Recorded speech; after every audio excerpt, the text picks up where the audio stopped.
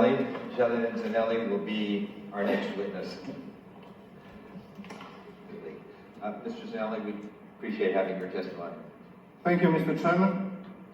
The Albanian majority population, which in 1878 was detached from Albanian proper with the help of great European powers of that time, and joined Montenegro against the will of its inhabitants.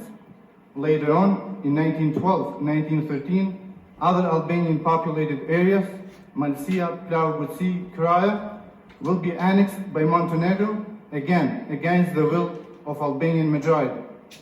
For 123 years under occupation of Montenegrin regimes, Albanians have seen injustice, inequality, discrimination, expulsion, assimilation, mass murder, etc.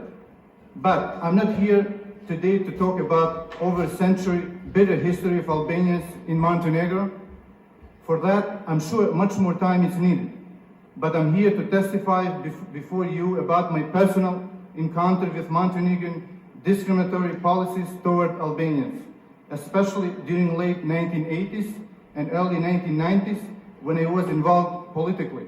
First, as being one of the first members of First Albanian Political Party in Montenegro, and second, being a member of parliament.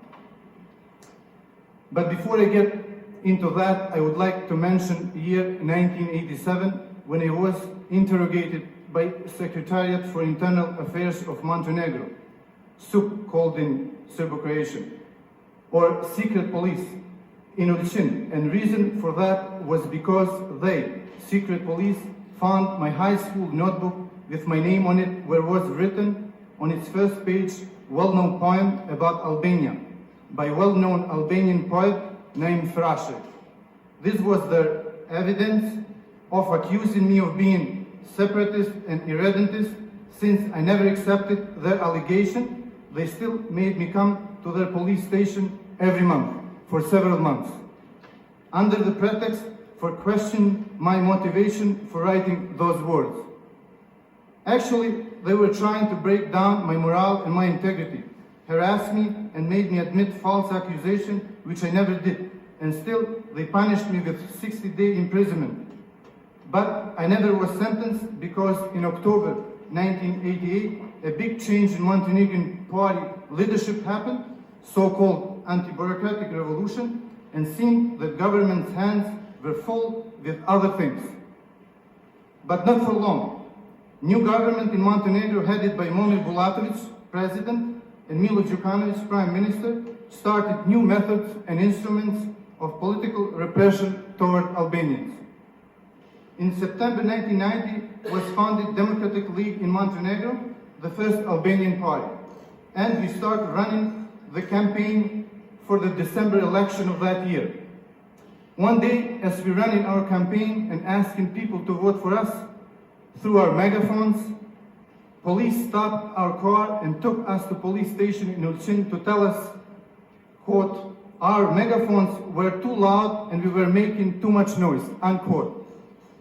And if we don't shut it down, we will face consequences. The party of Bulatovic and Đukanović, DPS, or DPS in Montenegrin, was doing the same, but nobody will stop them. Despite these obstacles, Albanians ended up winning 4 deputies in Montenegrin parliament and local government in Ulcin municipality. In coalition with Party of Democratic Action, Party of Bosnian Muslim minority in Montenegro, we had 13 deputies and we were the 3rd largest political force in parliament. But this meant nothing to Montenegrin leadership. Right in the beginning, President of Montenegro said that our influence in parliament would be 0, which was an indication that we will be completely ignored and treated as an irrelevant subject with tendency of elimination as a political factor.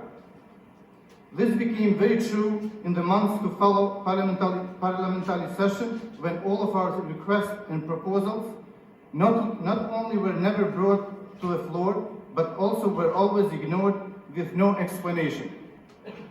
None of the amendments proposed by us, Albanian deputies, were ever passed. We were very often laughed at and insulted while addressing the parliament by the colleagues of the party in power, as well as many other deputies.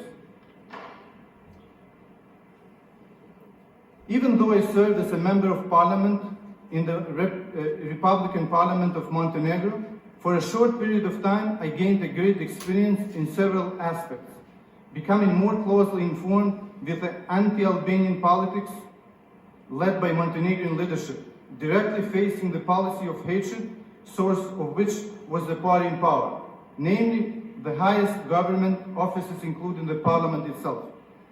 One of the most fundamental rights that a deputy is entitled to by law is the right to speak. Very often we were denied this right. The right to object was almost impossible to utilize over. This privilege was reserved for the deputies of the party in power only and other Slav Montenegrin deputies.